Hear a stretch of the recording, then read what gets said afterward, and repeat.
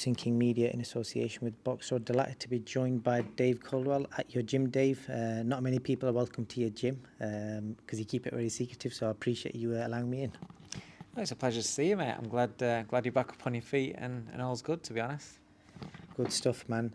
Let's jump straight into it. You're fresh from your trip in Denmark, one of your hot prospects, and I just told you off camera, and I'm hearing a lot of good things about Stephen Cairns. Going under the radar, 7-0, 4 knockouts, lightweight and explosive knockout of the weekend. So just tell us a little bit about Stephen and how the weekend went. Well, firstly, I mean, he's under the radar because I'm not particularly bothered about rushing him. He's very, very young. He's only just 21. He's a very, very good student of the game. He's developing fantastically in here. But when they're in the spotlight on the big shows and, you know, with the big promotional push, they tend to get rushed. But he's a fighter that I think that, you know, with the time that I'm being given with him in order to develop in here, I think his IQ is just increasing by the day almost, and you know, certainly by the performance. And yeah, it was a really good performance out in Denmark. Only a couple of months after his stoppage against Michael Dufek in a round, who's been in with some good fighters and taking him rounds or taking him the distance. He was a super featherweight, but this is now his. You know, he's had 2 fights at lightweight now. He's growing. You know, I'm not going up against Mother Nature in trying to keep him at a certain weight. He's certainly big enough. He's a very, very good fighter, very, very good prospect. And by the time he's 23, 24, he's going to be something special. Well, the knockout that he had at the weekend, you know, promoters cry for them sort of finishes. Yeah. He seems to have like a killer instinct. If he sees somebody hurt, he goes in for the kill. Yeah, naturally he wants to knock people out, and that's something that is exciting about him. He's very, very, you know, punches very, very hard. It's not a certain shot that he punches hard with either. He's one of these heavy-handed types where every shot that he hits you with, you feel it. I just feel that with being given time and allowing him to develop his IQ, he knows about his setups, he knows how to be patient, he knows how to, you know, to work his defence. The people that I've had him sparring with, I mean, we went out to America, he was sparring with Virgil Ortiz, I forget the guy's name, Filipino at Freddie Roach's gym that's Devin Haney's main sparring partner. He's fought Ryan Garcia, people that have been in the ring with them kind of people. And then over here recently, we were up at Jamie Moore's gym sparring Jack Catterall. I just want him sparring good fighters and clever fighters, and just increasing his brain power. Basically, he's got the punching power, and with the development that's showing in here, I'm very, very excited about him. He will always have that power. He's got that power, but it's everything else that's coming together with it, and he showed that on Friday night out in Denmark. He definitely did, and fans out there, give him a follow. Definitely an exciting prospect to watch out for in the future. Moving on, Dave, Saturday we saw Chris Eubank Jr. Come up against Liam Smith again. I can't remember what you predicted. Do you mind tell me what was your prediction? Did you do any interviews? I didn't actually make a prediction, but I did think Liam Smith. I did say to people, you know, we were talking, I thought Liam Smith, but I thought it would be a harder fight this time round. I thought it'd be more in tune of what I thought the original fight would be, where Liam would have to grind him down, chip away, and grind, you know, get on him and wear him and grind him down late, and that's how I thought it would be. Completely different. I mean, he had 4 or 5 weeks or something like that with Bomac and the team out there, and Eubank's performance. Firstly, I thought he was very, very smart. He looked educated in there. Picked his shots really, really nicely. Jab were lovely. His feet were good, but not too much. You know, everything was efficient and economical. I thought he boxed really, really well. To counter that a little bit, and I have to say it, and it's not taking anything away from Eubank, because I think it's the best I've seen him. It's obviously a case of where you can see that he listens to the training team. So I think that's a really good fit for him, and I'm actually excited about what comes next with Eubank, with more time with him, with the team. You know, full camps and 2 or 3 fights in. You know, what can they do with him? I think it's really, really exciting. But without taking away from the performance, I've got to say, I mean, the first round, I actually thought it was a knee injury. I don't know if because there was a bit of grappling and pushing and shoving in up close quarters in the first round. And I thought on one of the clinches where they broke, it looked like Liam was like wobbling his front leg, his left leg. And I thought it was his knee because he looked down. I thought it was his knee, but apparently I'm hearing that it's ankles. But I actually thought it was his knee that went, and it just looked. So I was watching it. I didn't watch it until the day after, but I watched it as live. So I turned off before. And I'd never looked at social media or anything, so I didn't know who was going to win. And right from that first round, I didn't think Liam was going to win the fight. And it just looked as though it's one of those where if you haven't got purchase on your legs, no stability, you can't fire. You can't fire. You're that preoccupied of taking the shots and being able to be stable when shots are coming your way. Even if you get into positions, which Liam would get into a position to fire where normally he'd pull the trigger, he couldn't fire. So for me, it looked like that was an issue, but whether it was or not, I don't know. It's just what I thought in the fight. It just didn't seem as though he had that stability under him. But I just thought Eubank was brilliant. He didn't go overboard. He was patient. He didn't throw stupid shots. The uppercut that he landed that put Liam down, I thought was beautifully executed, beautifully timed. Really good performance. Really good. Do you think he will get the credit that he probably deserves for that? Because, we spoke about it before with a lot of people, the mental side of going in against somebody that literally had you on shaky legs, dealing with that, the pressure as well, knowing that if he lost again, because he's been hammered on social media, people saying you're living off your father's name, all that sort of stuff. So that's a lot to carry. And he did, I don't know if you watched his interview that put up a clip yesterday where he said nobody believed in him, and, he kind of used that as fuel. That's a strong mindset. That's a strong mentality. Listen, he all these sons of legends that take up the same sport, they have to have a certain mindset and strong mentality to be able to cope with the fact that they're going to get, regardless of what they do, win or lose. There's going to be people that are going to ride the coattails because of the dads, and they were big fans of the dads, so they want to see them do well. And there's people that are going to really, really pull them down because of the dads and because of the success that the dads had, and always compare. You can't compare these fighters to the parents. You just take them for what they are. Yes, they get a leg up because of the surname, same names, but what comes with that as well is the pressure that no other fighters get. So it's kind of like, yes, they take some benefits, but they also get some shit on the side with it as well. So it evens itself out a little bit. So I think Eubank, he's never been bothered about what other people say. He's always gone his own way and done his own thing, and whether you like him for it or not, I don't think it actually affects him. I do think over the last 12 months or so, he's become far more likable.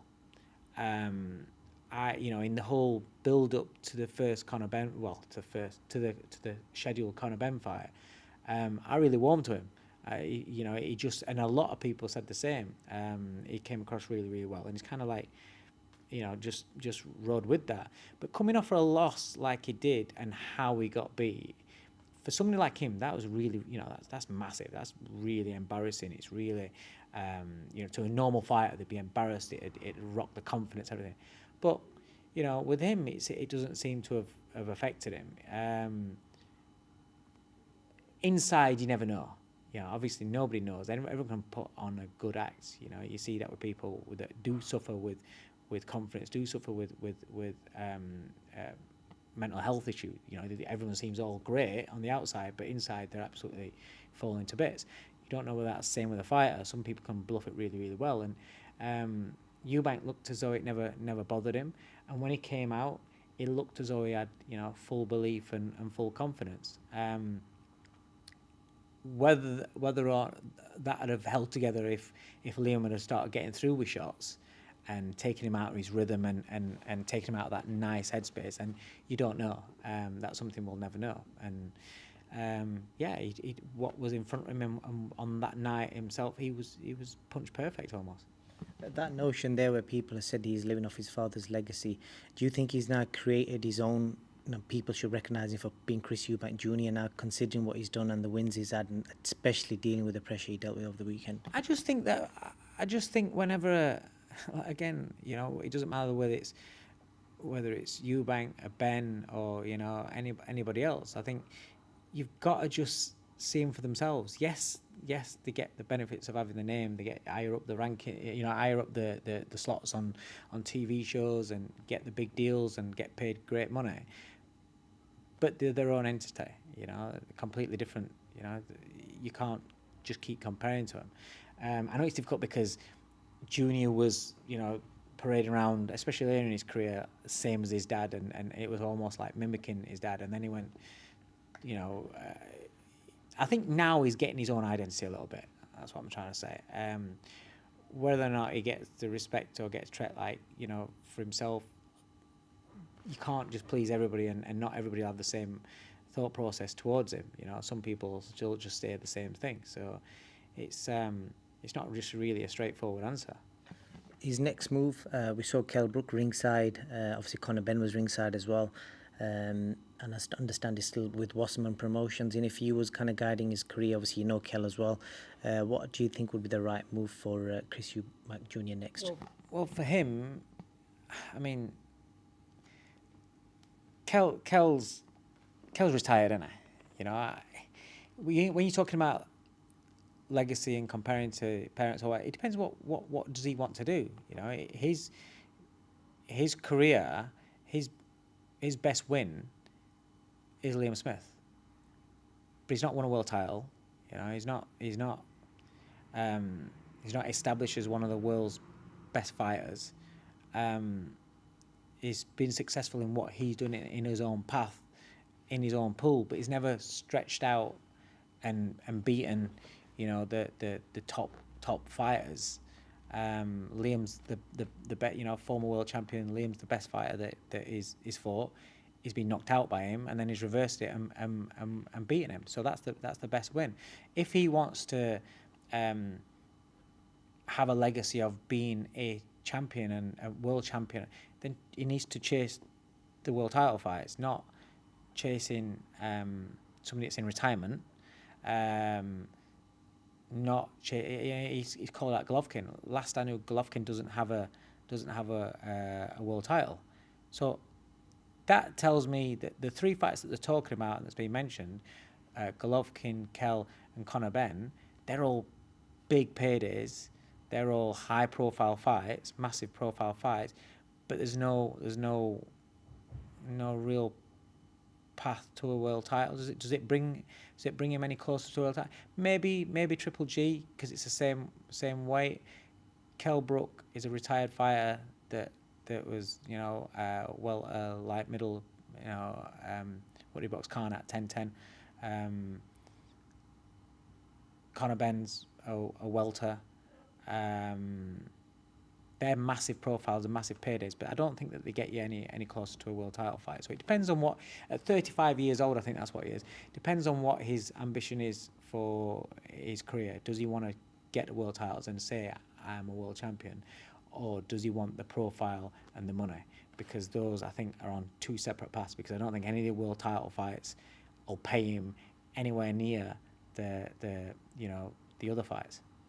Yep, it's basically prize fighting or titles, isn't it? So the last thing on that, in short, Dave, what could you tell from your own life experience as well, advice for any fighter who's probably just experienced something that Chris has done, got knocked out with all that pressure, and then he's managed to find the willingness to come back. He's not been gun shy. He was on the front foot from ball one. In about 40-50 seconds, what's the kind of best advice you can give to a fighter from that? Listen, he's done. You know, I looked. It's similar to Jack Cullen at the weekend as well. In boxing, when you're taking fights against people where similar to your level or maybe above, you know, not just straightforward hand-picked opponents. When you're in real fights against good opposition, there is a chance that you're going to get beat. And there is a chance that you're going to get knocked out, because that's what boxing is. And there's no shame in that. And it doesn't mean just because you get beat or you get knocked out that that's the end of your career. You know, you can learn from it. You can draw that experience from it, and you make changes. If you do the same thing, you're probably going to get beat again. But if you make changes that are required, oh, I made a mistake there, I did this, camp wasn't right, I didn't focus, I wasn't listening to my coaches, whatever you take from that, you learn, you become a better fighter. Jack Cullen, case in point, he's been taking real fights. He's not won them all, but he's always learnt from them because he's given his best in every fight. If you take these fights and you don't give your best, you're not pushing that ceiling, then you're always going to have the same ceiling. But if you're trying to break through that ceiling, then you just become a little bit better each time, then draw the experience, come back again. And, you know, at the weekend, we saw 2 good points in that. Eubank, for the pressure of Eubank losing to come back like that, again, that is where he's somebody where fighters can take from where don't care what other people think about you. If you still want to do it, and if you still believe that you can get back there, then have that unshakable belief. Put that work in and correct your mistakes, do things right, and then you've got every chance of turning it around, and that's what he's done. So, you know, a great advert for the sport. Definitely so. Last thing, Dave, we've just seen news break out about Eubank's trainer, Brian Bomac McIntyre, arrested at Manchester Airport on his way back to America for apparently having a loaded gun in his possession. Your reaction to hearing that news, and tell me. I've literally just saw it. It's a little bit of a mad one, that. So your interview with him, where he was talking about all his rap sheet or whatever, you know. And he was joking that day. Right. Was he joking, or was it a veiled joke? Because, you know, now it looks like that's the kind of guy he is. I don't know. It's difficult, isn't it? All I know is that he's got a gun in a loaded gun in an airport. In hand luggage. It's not a good look. You know, it's not, especially in this day and age. I'm a big fan of Bomac, and I'm a big fan of Crawford and everything that they've done. But you got to say it's fucked up a little bit there. If that's anyone else, you're on them like a ton of bricks, and you're thinking, fucking hell, what are you doing? I get that back in America, you can carry guns, so they don't feel as though it's anything. But how's he got the gun? Because he must have bought the gun over here, or he's got through security coming into this country with that. If that's his own gun, that's registered to him and licensed and everything, and it's all legal in America, he's got through security, airport security. How's he done that? If it's not, then while he's here, he's gone gun shopping. Which I think, to my knowledge, you can't really go and buy a gun in this country. Well, people do, yeah. But he's gone out of his way to get hold of a gun. If that's not his own licensed gun, why has he done that? And then I think it's stupid. I get that people in different countries have different, different rules. They can carry guns over there. I get that, but he's not in his country, and he knows. He's not an idiot. He knows. So, a bit stupid. Let's hope that has a happy ending to it, because like yourself, I'm a big fan of Bomac as well. Dave, unless you got anything else to add, appreciate your time as always, and hopefully we can do more of this regular stuff in your gym. Nice one, mate. No, good to have you. I appreciate it. Thank you.